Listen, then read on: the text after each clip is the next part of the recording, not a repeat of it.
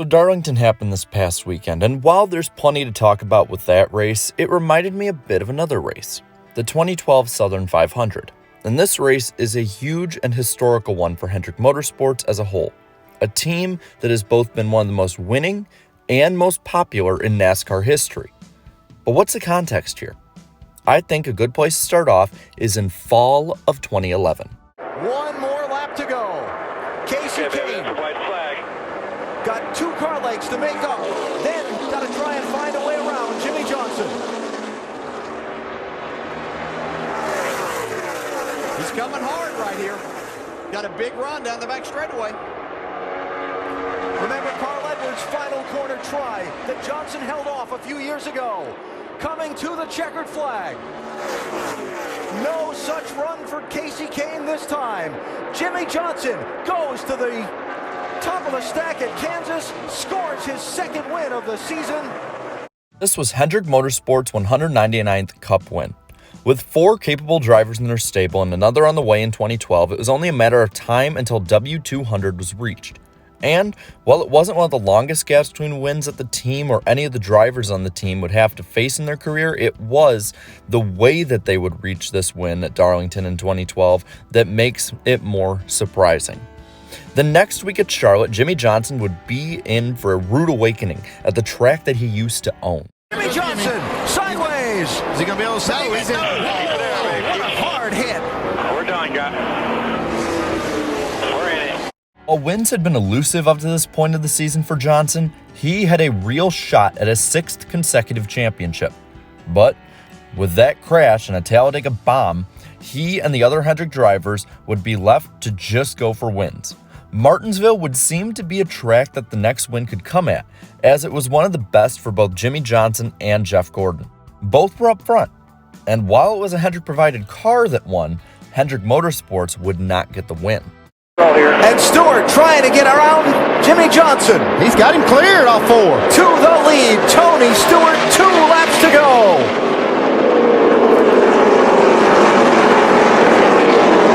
Do they get to the white flag without another yellow? Can Johnson get the Stewart's back bumper? Here they come. Stewart, Johnson, Gordon. Will there be a bump and run? He's going to try it. Johnson gets there, but not enough. Tony Stewart wins at Martinsville. This would be the last time in 2011 that Hendrick Motorsports would have a real shot at winning any races. While Tony Stewart would go on to win his 3rd Cup Series title on a tiebreaker, HMS would cap off one of its worst collective seasons in a long time. 2012 would need to be a season of retooling and regrouping. Funny enough, Kasey Kahne, the man who would actually be joining Hendrick in 2012, won at Phoenix before the 2011 season's end. So optimism was high for Chevy's usually flagship team. And the first race of the 2012 season would actually be a huge chance for 200. And this would be from NASCAR and Hendrick Motorsports' most popular driver, Dale Earnhardt Jr. With 2 to go, he was in position to break an almost 4-year winless streak. 3-car breakaway. Junior tucked up tight under the bumper of Biffle. Kenseth leads to turn 1, final lap. Denny Hamlin in the 11's there with no one to push him. Actually, he might actually be hurting those 2 cars in front of him if he gets back too far. But here we go. If it's going to happen, it's going to happen pretty quick. We've seen where the timing of where you do it is so critical. Those 2 cars, the 16 and the 88, should be able to get by Kenseth if Biffle elects to take the chance.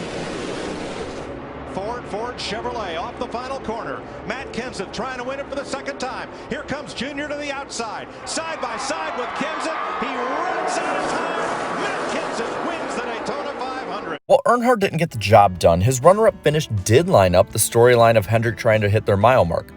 This storyline would be one of the hottest ones of the 2012 season. At Las Vegas, once again, Tony Stewart would beat out Hendrick. And once again, he would see Jimmie Johnson just behind him, coming up just short. But Martinsville was coming up, and it was one of Hendrick's strongholds, and they dominated the day overall. The final 100 laps became a battle between the kings of Martinsville, Jimmie Johnson and Jeff Gordon. With less than 10 to go, HMS had the field on lockdown. 1, 2, 3, Johnson, Gordon, and Earnhardt. He's going to get that run off on the high side and then dive down right here. Rudeman has 2 flats. He may not make it to the pits. They are side by side for the lead. This is where Gordon will pack it down into turn 3 right there. I think he'll get him right here. Starter has the caution in hand. No, that's the passing flag. Rudeman has stopped and we're under yellow. Jeff Gordon, Jimmy Johnson at the front. Clint Boyer and Brad Keselowski trying to steal one here. Green flag. Look at Ryan Newman. He gave Boyer a shot getting out of the turn 1. There goes Newman. Newman's going to take the lead. Good grief. That's exactly what I knew would happen. That was not pretty. In an instant, Hendrick's 200th win slipped through his grasp again. They would need to try again at Texas. And at the Lone Star State, the race was dominated by Johnson and his Roush rival Greg Biffle. While Johnson charged late, he couldn't catch the Fast 16 car. 2 races later at Richmond, Dale Jr. would have another shot at a win. After a great restart, he shot out right behind race leader Kyle Busch. But due to Earnhardt's brakes failing, he would drop to a second-place finish, about a second behind Busch. The next week, Hendrick had a disappointing finish at Talladega. This would lead all roads to Darlington for the Southern 500. HMS drivers tended to have some pretty good speed at Darlington, but it became apparent that some had more than others. The 88 struggled the most, falling a lap down early, and he was basically a non-factor, never reaching the top 10. When it came to the 24, the speed was there, but like much of the rest of his 2012 season, the luck was not. Uh-oh, what's wrong with Jeff Gordon? Is that left rear flat? It looks like that left rear tire is down. Yeah, he's got a flat tire. Jeff Gordon's saga continues. How snake bit can you get? He's going pretty fast there. If that tire should fly apart, it'd rip that whole quarter panel off that thing. Alan Gustafson, crew chief, awaits Gordon on pit road, and this will take Gordon from the lead lap. Yeah, comes in here 23rd in points. This left 2 bullets left for Rick Hendrick to shoot. Casey Kane's 5 car and Jimmy Johnson's 48 machine. Kane would run up front in the middle of the race, but the man to beat was Jimmy Johnson. As the laps wound down, he would have guys like Tony Stewart, Kyle Busch, Denny Hamlin, and even Matt Kenseth hot on his tail. On top of this, fuel became an issue as well. This would become more prevalent as the caution would come out late, forcing a green-white checker finish into overtime. Headed for the restart zone. Green flag. And Johnson's on it. Stewart's going to have to deal with Hamlin into the corner, and Truex right there with Kyle Busch. 3 wide into the corner. Ambrose makes a 3-wide pass into turn 1 as Jimmy Johnson scoots away. And Denny Hamlin in at 11 got a great run off turn 2. He takes the 2nd spot away. I think Tony may have had a little problem on that getting through the gears, Larry. Stewart sits 3rd. The battle right behind him. Kyle Busch settles in front of Truex. White flag, 1 to go. Got enough gas to make it? Oh, yeah, we're in good shape on gas. He'll make it around, but will he get there first? Oh, yeah, he's got a nice, he's got a comfortable lead. He's in good shape. Jimmy Johnson sails off into turn 3.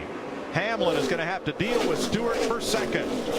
Hendrick Motorsports 200th Sprint Cup victory belongs to Jimmy Johnson in the Southern 500. There you go, Mr. Rick. Got you one.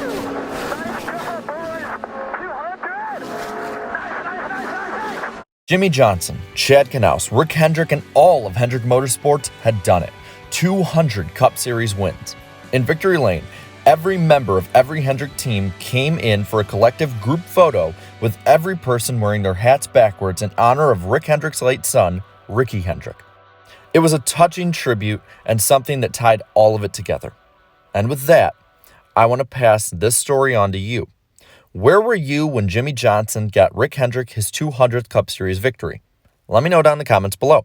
And while you're at it, leave a like on this video and subscribe to my channel for more great NASCAR content. And until next time, have a good one.